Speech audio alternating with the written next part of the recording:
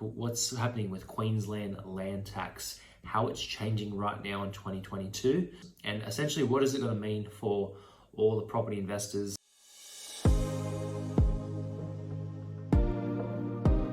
Hey guys, it's Eddie here from Delaying Property. Today I would love to do a video to answer a very common question that I'm getting asked all the time right now. What's happening with Queensland land tax, how it's changing right now in 2022, and what is the flow-on effect of the Queensland government changing these laws, and essentially what is it going to mean for all the property investors.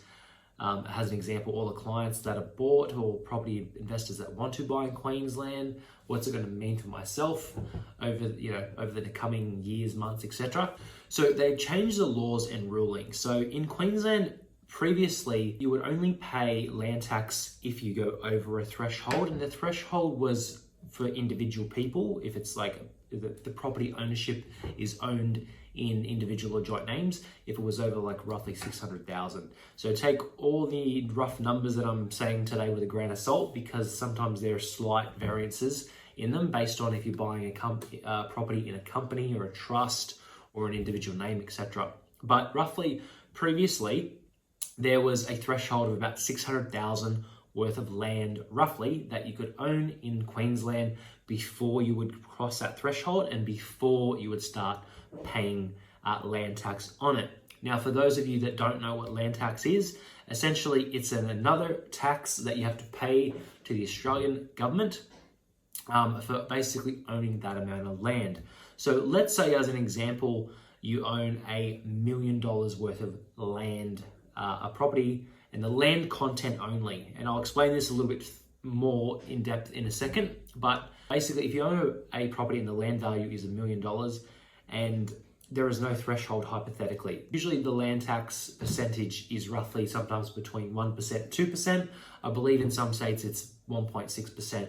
But basically, if you owned a property that was worth $1 million and you had no land tax threshold, and assuming the calculations is 1.6% roughly, then essentially $1 million property, 1.6% of $1 million, what is that? It's roughly about $16,000 that you would have to pay to the government every single year. It can be quite a costly thing that you have to pay depending on how many properties you have. Now, some real important factors. Now in Queensland, the changes have come through that if you own properties in other states, so such as like if you own properties in New South Wales or in Victoria or Adelaide or Perth or whatever it is, let's say you own $1 million worth of land in New South Wales and you've just bought a property in Queensland as an example, and the land content is 300,000. Initially, like originally before these changes would have come in, if you just owned land content in Queensland worth 300,000, you wouldn't pay any land tax essentially. Now, if you own $1 million of land in New South Wales, they'll essentially take that into consideration and say, now that you own 1.3 million, the 300 and the million combined, now you're over the threshold because you've got $1 million worth of land holdings in New South Wales or Victoria or whatever. So it's the land change. I do not agree with these changes. I don't like them at all, but there is good news behind this. To answer the question, am I going to continue buying properties in Queensland? Is it still a good place to buy in Brisbane or Gold Coast? And the answer is 100% absolutely.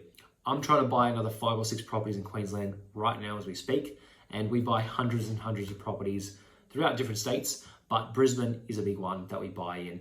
So I guess some important factors to remember with this: laws change all the time. Not too long ago, as an example, the tax rulings changed when you own an investment property interstate. They used to be able to claim travel expenses. As an example, if you owned a property in Queensland or Adelaide and you lived in New South Wales, you used to be able to claim the travel going to Queensland, and a lot of people were going, a bit over the top with their claiming they would go on holiday to Queensland and they were saying they were checking out a property or whatever it is. So that's a change that's pretty much been demolished within the last couple of years.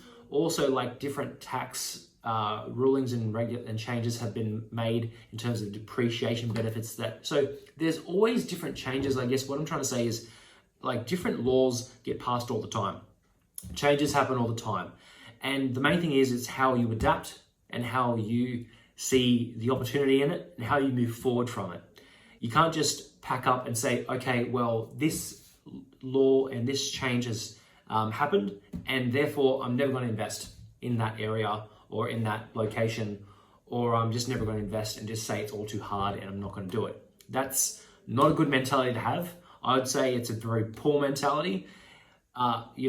In property investing, it's about overcoming all the hurdles that go along with it. So I firmly believe there's many positives in this. As an example, land tax that you pay. You speak to an accountant, and everything I'm going to explain in this video, obviously I'm not a financial advisor, I'm not giving you tax advice, disclaimer, etc. But land tax, any land tax you pay is tax deductible. So if you pay, let's say, $3,000 a year in land tax, it's tax deductible. It's another deduction that you can claim some of that expense back at tax time. So that's one. Another example that I want to share with you today is a couple, which is a client that basically bought 2 investment properties through the property buyers agency here at Deline Property, and I assisted them buying 2 properties literally within a month and a half. Basically, they asked the question, we've just heard about these land tax changes, what's it going to mean for us, etc. And long story short, they bought a duplex. So it was a property that it was 2 properties on one title. They bought it for roughly around $600,000, right? And the property would rent for about $750 a week. So great return, solid rental yield, depreciation, own the land, Brisbane metro location. Then they also bought a townhouse for about $300K. So they had a duplex for about $600, a townhouse for about $300, combined $900,000 that they actually purchased. Now, both these properties were under market value. They were both steals. They both had they ticked the boxes with being under market value, growth and yield, etc. But both these properties combined were not 900. They bought them for 900, but they're probably worth $1 million to $1.05 million, basically. So to them, they essentially heard these land tax changing, people, the media saying land tax changing, etc., all the crazy negative media stuff that's out there. And they said, we're going to be paying land tax. We just bought about $1 million worth of property in Queensland. I think they're from Victoria by memory. And now we're going to be paying land tax on $1 million. And essentially what I had to explain to them to kind of put their mind at ease was, no, you're not going to be paying land tax on $1 million. How the land tax is calculated. As an example, if you bought a property that was, let's say you bought a property for $500,000 in Queensland. Now, the land tax that is payable is not off of the purchase price or what the property is valued at. It's based off the land value. And further to that, it's not based off just the land value of what you would sell the land for. It's based off what the actual council deem that it's worth. And for all the, experienced property investors out there, what a council views a property, the land value, the portion of land is worth, and compared to what it would actually sell for on the market, in the open market, through a real estate agent, etc., is 2 vastly different things. So as an example, I own myself at least over 30 investment properties just in Queensland alone. I own a lot in other states as well, but at least over 30 in Queensland.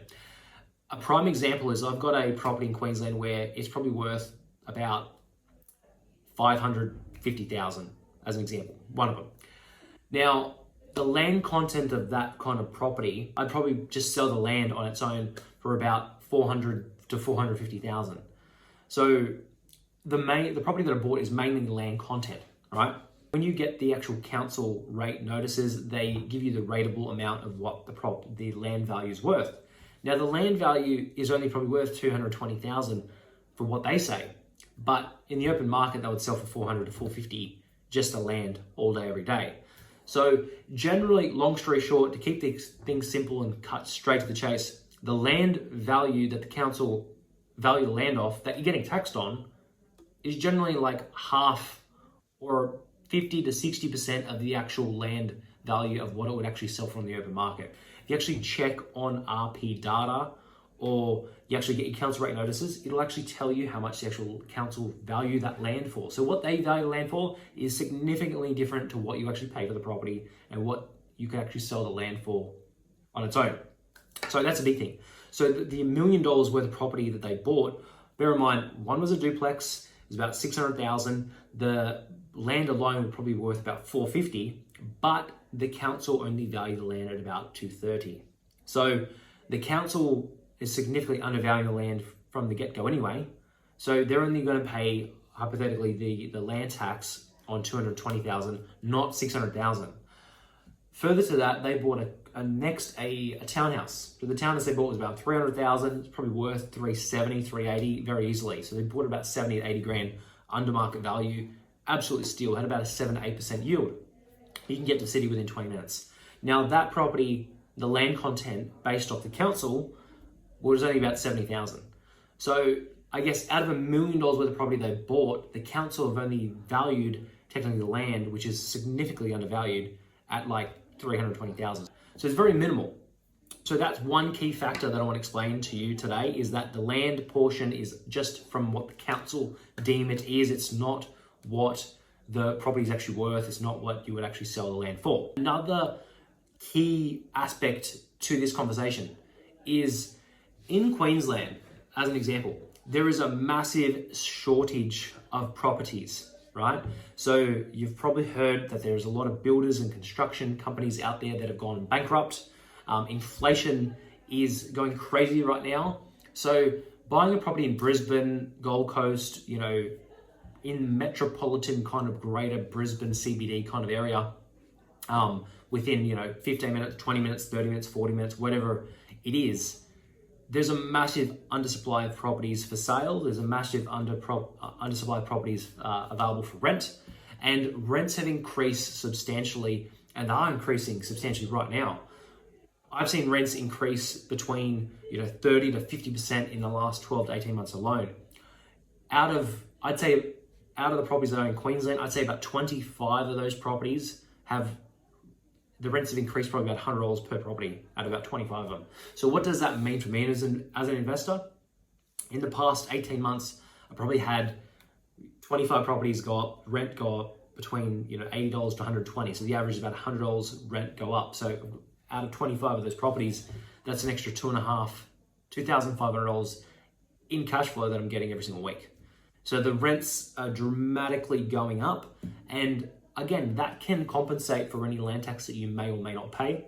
So the rents are going up. That's a massive thing, and they will continue to rise as there's the supply and demand issue continues to get worse and worse.